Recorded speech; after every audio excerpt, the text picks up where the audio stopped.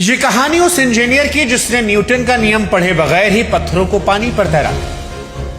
ये कहानी उस वैज्ञानिक की जिसने ऐसी मिसाइल बनाई जो टारगेट को खत्म करके वापस लौटाती थी। कहानी उस आर्किटेक्ट की जिसने बिना सीमेंट, बिना कंक्रीट और बिना किसी आधुनिक मशीन के ऐसी इमारतें खड़ी की जिसके सामने आज का बुर्ज खलीफा या पेंटागन भी छोटा लगता है। आज भक्ति बुक की इस कहानी में हम बात करने वाले हैं उस महान शिल्पकार की जिसने सतयुग में देवताओं के लिए स्वर्गलोक का निर्माण किया, त्रेता युग में रावण के लिए सोने की लंका बनाई, द्वापर युग में भगवान श्री कृष्ण के लिए समुद्र के बीचों बीच द्वारिका बसाई और कलयुग की शुरुआत में इंद्रप्रस्थ जैसा जादुई नगर बनाया जिसे आज हम दिल्ली के नाम से जानते हैं। देखिए, इतिहास गवाह है, हमारी लोक कथाएं, मान्यताएं खुलकर ये कहती हैं कि जब इंसान को आग जलाना भी नहीं आता था तब इन महापुरुष ने हवा में उड़ने वाले विमान को डिजाइन कर दिया था। इसीलिए कहानी किसी राजा या योद्धा की नहीं है, ये कहानी सृष्टि के पहले आर्किटेक्ट, देवताओं के चीफ इंजीनियर और मशीनों के देवता भगवान विश्वकर्मा जी की है। और आज के वीडियो में हम न केवल भगवान विश्वकर्मा की कहानी को जानेंगे बल्कि हम उनके आविष्कारों को आज की मॉडर्न साइंस और आर्टिफिशियल इंटेलिजेंस के चश्मे से भी देखेंगे। ये समझने की कोशिश करेंगे क्या पुष्पक विमान वाकई में एक हवाई जहाज था, सुदर्शन चक्र कैसे काम कर रहा था, राम सेतु के पत्थर पानी पर कैसे तैर रहे थे, कोणार्क मंदिर की मूर्ति हवा में कैसे लटकी थी। सबसे पहले हमें समझना होगा कि विश्वकर्मा जी आखिर हैं कौन।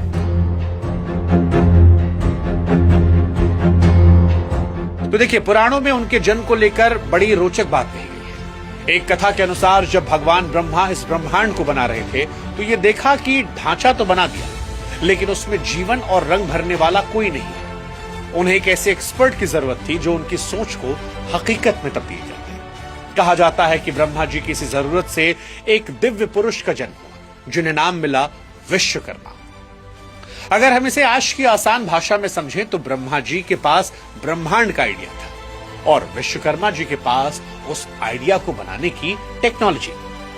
ऋग्वेद जो दुनिया का सबसे प्राचीन ग्रंथ है उसमें विश्वकर्मा जी को सर्वदृष्टा कहा गया है, यानी वो शक्ति जिसकी आंखें हर जगह है, जिसके हाथ हर जगह है। वो तब से हैं जब समय भी नहीं था, वो निर्माण की असली ताकत है।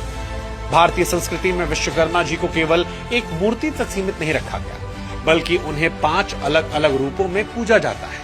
और अगर आप ध्यान से देखेंगे तो ये 5 रूप असल में इंसान की तरक्की के 5 कदम हैं। यही वो 5 समुदाय हैं जिन्होंने भारत को सोने की चिड़िया बनाया था।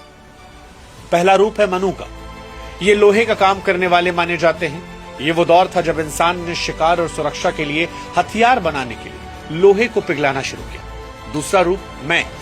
ये लकड़ी काम करने वाले हैं। जब इंसान ने जंगल काटे, घर बनाए, रथ बनाए, सबसे बड़ा आविष्कार पहिया बना। तीसरा त्वष्टा। ये तांबे हैं, कांसे के कारीगर जिन्होंने धातुओं को मिलाकर नई मिश्र धातु बनाना सिखाया जिससे बर्तन और मूर्तियां बनी। चौथा रूप शिल्पी का। ये पत्थर का काम करने वाले हैं जिन्होंने मंदिर, किले और पिरामिड बनाए, यानी सिविल इंजीनियरिंग की शुरुआत यहीं से हुई। और पांचवा जो है अंतिम, वो है विश्वज्ञ। ये सोने चांदी काम करने वाले। सोना चांदी केवल गहना नहीं, प्राचीन समय में इसका इस्तेमाल ऊर्जा और मंदिरों के शिखर के लिए होता था। यानी विश्वकर्मा जी ने इंसान को सुई से लेकर जहाज तक और झोपड़ी से लेकर महल तक बनाने का हुनर दिया। वो हर उस हाथ में बसते हैं जो कुछ नया बना रहा है। अब बात की जाए उनके आविष्कारों की जिन्होंने आज के वैज्ञानिकों की नींद उड़ा रखी है। विश्वकर्मा जी ने देवताओं के लिए ऐसे हथियार बनाए जो आज की परमाणु शक्ति से भी ज्यादा खतरनाक। हम सब ने सुना है भगवान इंद्र का वज्र जो था वो दधीची ऋषि की हड्डियों से बना था, लेकिन एक इंजीनियर की नजर से आप सोचिए, हड्डियां तो कैल्शियम होती हैं, वो इतनी मजबूत कैसे हो सकती हैं कि पहाड़ को तोड़ दें। यहीं पर विश्वकर्मा जी की बायो इंजीनियरिंग का पता लगता है। उन्होंने हड्डियों में मौजूद कार्बन को एक खास तरीके से बदला जिसे आज हम ग्राफीन या फिर कार्बन नैनो ट्यूब्स कहते हैं, जो स्टील से 200 गुना ज्यादा मजबूत होता है। ब्रश केवल एक हथियार नहीं था, वो बिजली को एक दिशा में फेंकने वाला यंत्र था जिसे आज हम डायरेक्ट एनर्जी वेपन कहते हैं। इसी तरह भगवान विष्णु के सुदर्शन चक्र को हम एक घूमता हुआ हथियार मानते हैं, लेकिन इसकी खासियत क्या थी? ये एक बार हाथ से छूटने के बाद दुश्मन का गला काटता था और वापस लौटाया करता था। आज की फौजी भाषा में कहें तो बूमरैंग ड्रोन या गाइडेड मिसाइल। लेकिन सुदर्शन चक्र उससे भी कहीं आगे था। उसमें सेंसर थे। वो भीड़ में भी बेगुनाह को छोड़कर केवल पापी को निशाना बनाता था। यानी उसमें आर्टिफिशियल इंटेलिजेंस जैसी तकनीक भी उस दौर में थी, जो दुश्मन के शरीर की गर्मी या उसकी धड़कनों को पहचान कर हमला करती होगी और काम खत्म होने पर वापस अपने लॉन्च पैड यानी भगवान की उंगली की तरफ आ जाया करती थी। हजारों साल पहले ऐसी तकनीक की कल्पना कर पाना भी आज असंभव लगता है।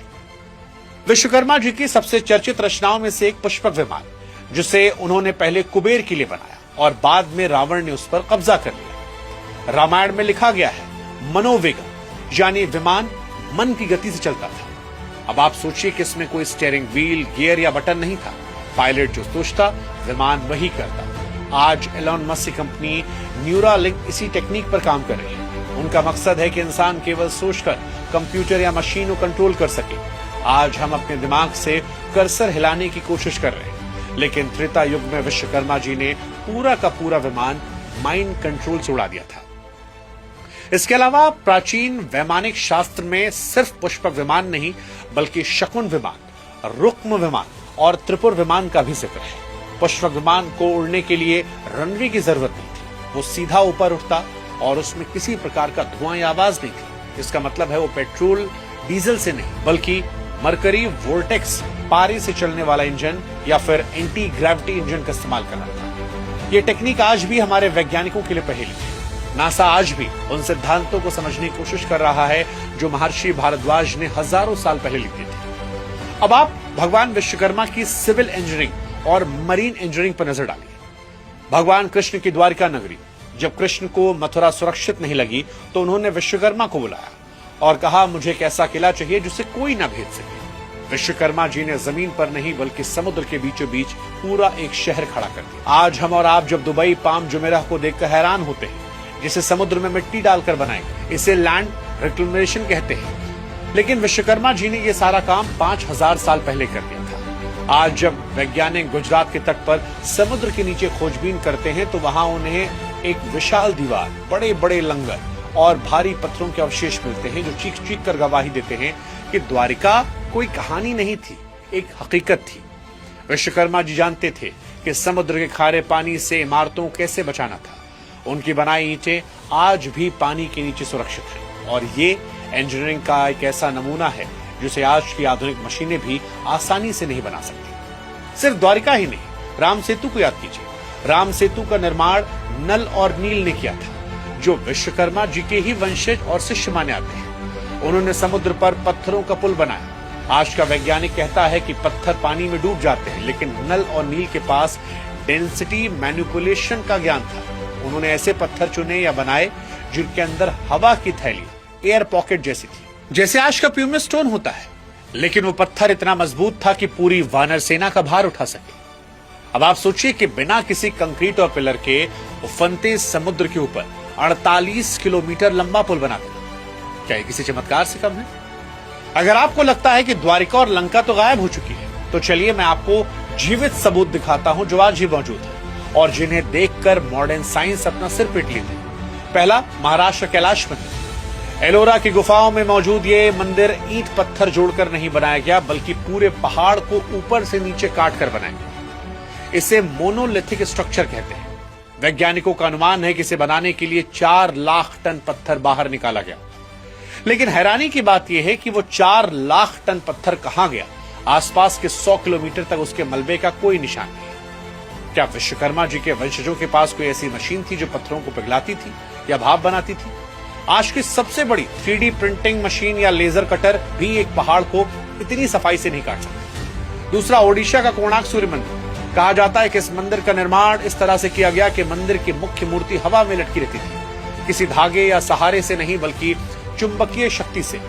विश्वकर्मा जी के वास्तु ज्ञान का उपयोग करके मंदिर के शिखर और तल पर ऐसे विशाल चुंबक लगाए गए जो मूर्ति को हवा में संतुलित रखते थे। और आज हम मैग्लेव ट्रेन्स की बात करते हैं जो चुंबक के सहारे हवा में तैरती हुई चलती है, लेकिन हमारे पूर्वजों ने हजारों साल पहले ही चुंबक और ग्रेविटी का ये खेल समझ लिया था। अंग्रेजों ने उन चुंबकों को निकाला क्योंकि उससे उनके जहाजों के कंपास खराब होते थे, लेकिन वो टेक्निक आज भी एक रहस्य है। तीसरा, दिल्ली का लौह स्तंभ। कुतुब मीनार के पीछे खड़ा ये लोहे का खंभा 1600 सालों से खुले आसमान में। बारिश धूप सब झेल रहे हैं, लेकिन आज तक इस पर जंग नहीं लगी। आज हम स्टेनलेस स्टील की बात करते हैं, वो भी कुछ सालों में खराब हो जाता है, लेकिन हमारे पूर्वजों ने इसमें फास्फोरस का ऐसा मिश्रण किया कि यह आज भी नया लगता है। ये विश्वकर्मा जी की मेटलर्जी का वो चमत्कार जिसे आज का विज्ञान पूरी तरह कॉपी नहीं कर पाया। विश्वकर्मा जी केवल मजबूती नहीं, सुंदरता और इल्यूजन यानी भ्रम के भी उस्ताद थे। और इसमें सबसे पहला उदाहरण है रावण की सोने की लंका, जिसे सोने की चादरों से मढ़ा गया। सोना एक ऐसा धातु है जो पॉजिटिव एनर्जी को बढ़ाता है, उस पर जंग नहीं लगता। लंका को डिजाइन इस तरह किया गया कि सूरज की रोशनी पड़ते ही पूरा शहर जगमगा उठता। यह सोलर एनर्जी के इस्तेमाल का एक खास अनोखा तरीका था। कहा जाता है कि लंका में लिफ्ट जैसी सुविधाएं भी थी, जहां पर अपने आप खुलने वाले दरवाजे, जो उस समय की ऑटोमेशन तकनीक को दर्शाते हैं। ऐसा ही कुछ महाभारत काल का इंद्रप्रस्थ नगर भी था, जिसे पांडवों के लिए बनाया गया। यह नगर ऑप्टिकल इल्यूजन यानी नजर के धोखे का चमत्कार था। वहां के फर्श ऐसे थे कि पानी जमीन जैसा लगता था और जमीन पानी जैसी। दुर्योधन जैसा महारथी भी वहां धोखा खा गया और सूखे फर्श को पानी समझकर अपने कपड़े ऊपर कर लिए। आज के समय में हम वर्चुअल रियलिटी, होलोग्राम्स और ऑगमेंटेड रियलिटी की बात करते हैं। इंद्रप्रस्थ उसका प्राचीन रूप है। वहां दीवारों पर ऐसे शीशे रत्न लगे थे जो बिना सीसीटीवी कैमरे के महल के हर कोने पर नजर रख सकते थे। सिर्फ इमारतें नहीं, विश्वकर्मा जी ने वास्तुशास्त्र का भी निर्माण किया। आज इसे सिर्फ घर की दिशाओं से हम जुड़ते हैं, लेकिन असल में वास्तुशास्त्र एनर्जी इंजीनियरिंग है। विश्वकर्मा जानते थे कि पृथ्वी का चुंबकीय क्षेत्र और सूरज की रोशनी इंसान के दिमाग और शरीर पर कैसे असर डालती है। उन्होंने मंदिरों और शहरों को इस तरह डिजाइन किया कि वहां जाने पर इंसान को शांति मिले, ऊर्जा बढ़े। आज मॉडर्न आर्किटेक्चर भी ग्रीन बिल्डिंग्स और लाइटिंग के लिए उन्हीं सिद्धांतों पर वापस लौट रहे हैं। अब दोस्तों, जब पश्चिमी देश हमारे मंदिरों, विमानों, कैलाश मंदिर जैसी रचनाओं को देखते हैं तो उन्हें यकीन नहीं होता कि इंसान सब बना सकता है। इसलिए वो एक आसान रास्ता चुनते हैं। वो कहते हैं कि ये सब एलियंस ने बनाया। वो कहते हैं पिरामिड एलियंस ने बनाए, कैलाश मंदिर एलियंस ने बनाया। लेकिन सच ये नहीं है। हमारे पूर्वजों का ये अपमान है। ये किसी एलियन का काम नहीं, ये हमारे पूर्वजों का विज्ञान था। ये विश्वकर्मा जी का ज्ञान था। हमें अपनी विरासत का श्रेय किसी जादू या एलियन को देने की जरूरत नहीं, अपनी इंजीनियरिंग और अपने ऋषियों को देना चाहिए। हमारे पास वो तकनीक थी जो समय के साथ खो गई। आक्रमणकारियों ने हमारी नालंदा, तक्षशिला जैसी यूनिवर्सिटीज को जलाकर नष्ट कर दिया, जिससे ज्ञान भी धुएं में उड़ गया। हैरानी की बात यह है कि आज ही भारत का हर मैकेनिक, हर इंजीनियर, हर कारीगर 17 सितंबर को अपने औजारों की पूजा करता है। ये केवल अंधविश्वास नहीं, ये उस चेतना का सम्मान है जो बेजान लोहे में जान डाल देती है। आज का विज्ञान मशीनों को इंसान से बेहतर बनाने में लगा है, लेकिन विश्वकर्मा जी का विज्ञान मशीनों को इंसान का दोस्त बनाने में लगा था। उनका संदेश था कि तकनीक का मकसद जीवन को आसान बनाना हो चाहिए, उसे खत्म करना नहीं।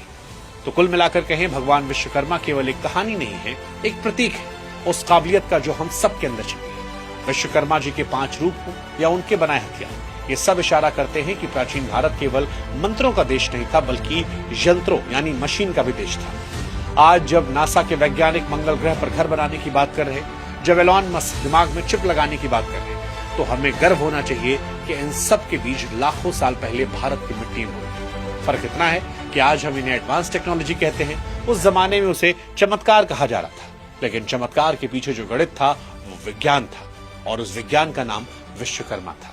इसलिए अगली बार जब आप अपने हाथ में स्मार्टफोन पकड़ें, किसी ऊंची इमारत को देखें, किसी रॉकेट को आसमान में जाते हुए देखें, तो याद रखिएगा, इस निर्माण की पहली ईंट उसी आदि शिल्पकार ने रखी थी। आपको लगता है, क्या आपको लगता है कि हमें अपने वेदों में छिपे इस विज्ञान को दोबारा खोजने की कोशिश करनी चाहिए?